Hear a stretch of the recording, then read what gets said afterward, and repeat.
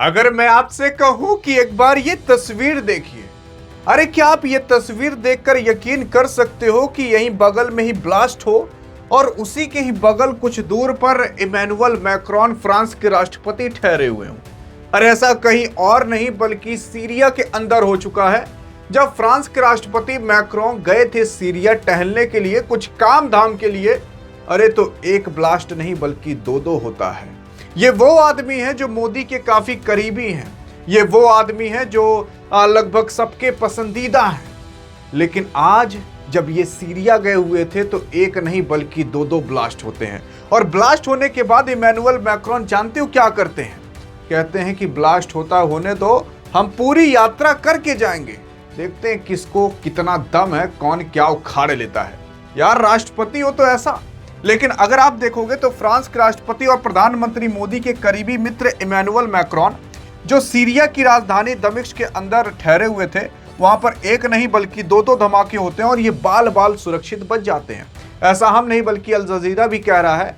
और ऐसा केवल अभी नहीं बल्कि जब मैक्रोन नहीं आए थे ना, तो इसके कुछ दिन पहले भी सीरिया के अंदर जो एक रेस्टोरेंट था वहां पर भी ब्लास्ट हुआ था और वहां तो तब 9-10 लोग मारे गए थे। उसी सीरिया के अंदर आपके मैक्रोन गए हुए हैं। सवाल ये उठता है कि आखिरकार ये मैक्रोन मतलब सीरिया गए क्यों हैं? क्योंकि ये पहले यूरोपियन यूनियन के राष्ट्रपति हैं जो हाल फिलहाल गए हों। अब यूरोपियन यूनियन का मतलब यह है कि यूरोप की जो 27 कंट्री हैं वो मिल करके यूरोपियन यूनियन बनाती हैं। तो यूरोपियन यूनियन उन 27 कंट्रियों में से इकलौते आपके इमैनुअल मैक्रोन हैं जिनके अंदर ये हिम्मत हुई कि चले जाएं सीरिया। यार देखो, सीरिया, पाकिस्तान, ऐसे तमाम देश सुन करके जैसे आतंकवाद का नाम आता है। आतंकवाद का नाम इसलिए क्योंकि आप देखोगे यहाँ पर लोग बंदूक वंदूक लेकर आतंकवादी जैसे ज्यादा रहते हैं, ऐसा पिक्चरों में दिखाया जाता है, तो लोगों के अंदर ऐसी छवि बन गई है। लेकिन धीरे धीरे अब ये वही सीरिया है जो सुधर रहा है। अब ये आदमी कौन है? तो ये मनई सीरिया का राष्ट्रपति है, ये इमैनुअल मैक्रोन है। इमैनुअल मैक्रोन अपने ही स्टाइल में सनग्लासेस लगाकर वहां पर गए थे, कुछ काम धाम किए, साइन वाइन किए। लेकिन हाँ, सीरिया की राजधानी दमिश्क में जो पहला हमला होता है वो कहीं और नहीं बल्कि फोर सीजन होटल के पास होता है। वहां पर एक कचरा का डब्बा रखा हुआ था, उसी में बम था, वहीं ब्लास्ट होता है। दूसरा जो होता है वो कहीं और नहीं बल्कि विक्टोरिया ब्रिज के पास होता है।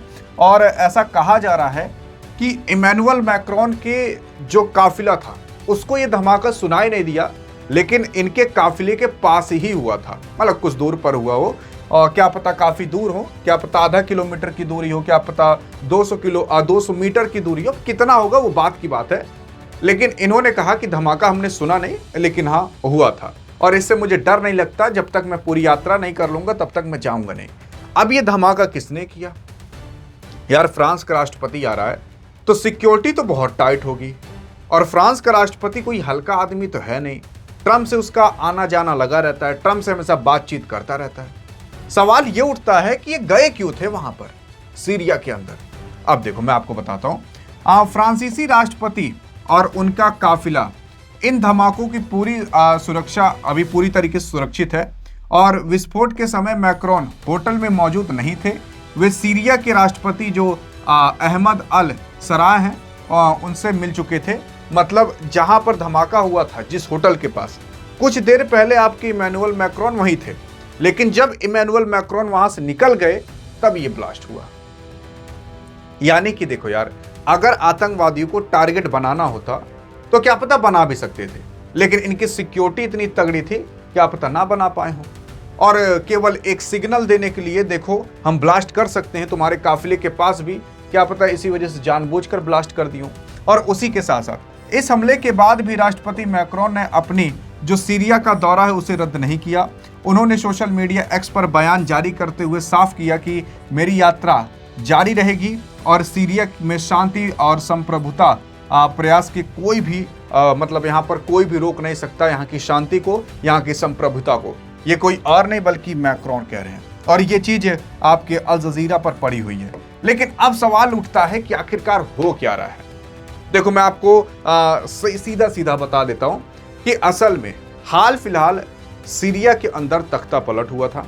तख्ता पलट कराने में अमेरिका का सबसे बड़ा हाथ था। और हाल फिलहाल अगर आप देखोगे तो अमेरिका ने सीरिया के ही अंदर कुछ आईएसआई के ठिकानों पर हमला किया, क्योंकि अभी अमेरिका को सुन रहे होगे आप, ईरान से लड़ रहा है, यूक्रेन का हेल्प कर रहा है, लेकिन उसी के साथ साथ जो अमेरिका है वो सीरिया के अंदर भी एक्टिव है। और सीरिया के अंदर एक्टिव होने के नाते जो सीरिया के अंदर आतंकवादी हैं, आईएसआई के ठिकाने हैं, उनको मारकर गिरा रहा है। अब क्या पता आईएसआई यही संदेश देने के लिए, देखो ट्रंप अगर तुम भी आते तुमको तो उड़ा देते, इमैनुअल मैक्रोन के केवल बगल में बम फोड़े हैं, क्या पता आईएसआई ये संदेश देना चाहती हो। लेकिन एक बार शुरुआत से कहानी समझते हैं। यह आदमी का नाम बशर अल असद है। 50 साल से इसी बशर अल असद की सीरिया के अंदर सरकार थी, 50 साल से। ये जो बशर अल असद है असल में सन 2000 के अंदर ये राष्ट्रपति बना था। थोड़ा समय हम पीछे जा रहे हैं, 2000 में ये सीरिया का राष्ट्रपति बना था, तब ये 30 साल का था।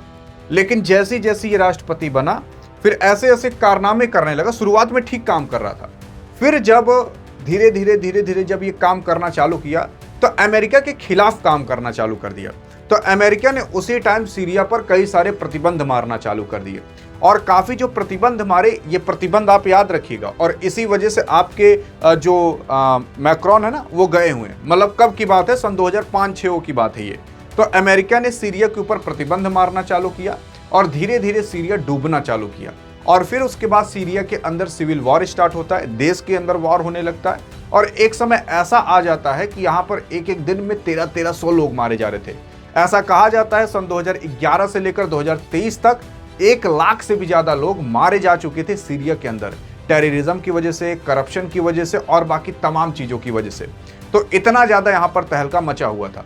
असल में ये जो बशर अल असद है इसका साथ दे रहे थे रूस, ईरान और बाकी तमाम देश, लेकिन इसके खिलाफ खड़े हुए थे अमेरिका और यूरोपियन कंट्री। लेकिन धीरे धीरे रूस और ईरान जो थे वो इसका साथ छोड़ देते हैं, क्योंकि ये जानते हैं कि वो भी जान चुके थे मनई चोट्टा है, तो इसका साथ छोड़ दिए। तो कुछ समय बाद इसकी सरकार गिर जाती है, और जब इसकी सरकार गिर जाती है तो फिर नए राष्ट्रपति बनते हैं ये। अब इनका नाम मैंने आपको पहले बताया था, देखते हैं आपको याद होगा कि नहीं।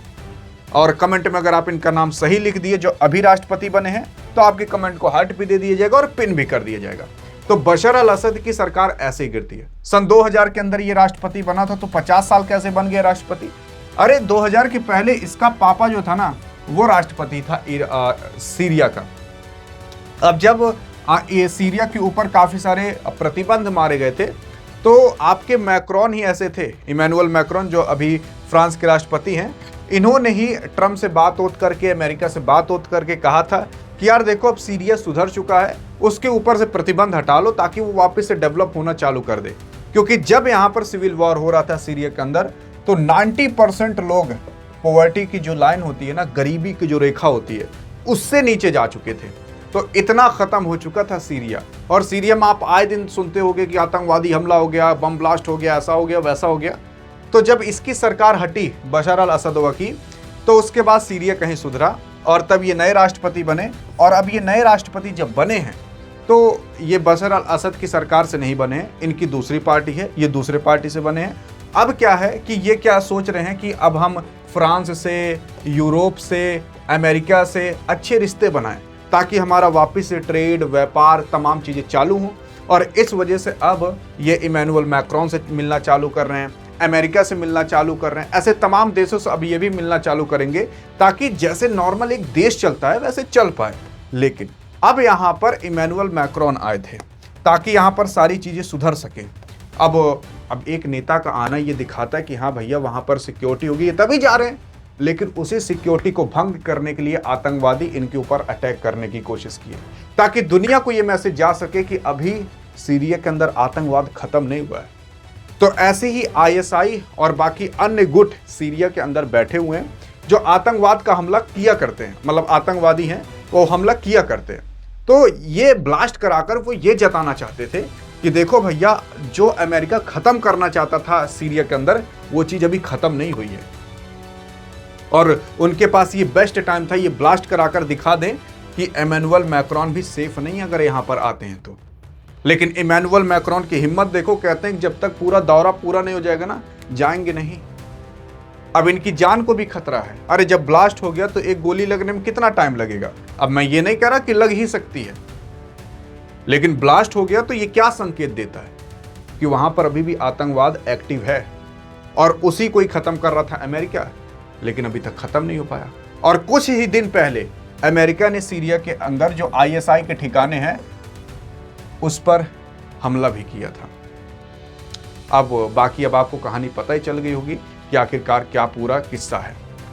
अधिक जानकारी चाहिए तो इस वीडियो में मिलते हैं, तब तक के लिए जय हिंद जय भारत।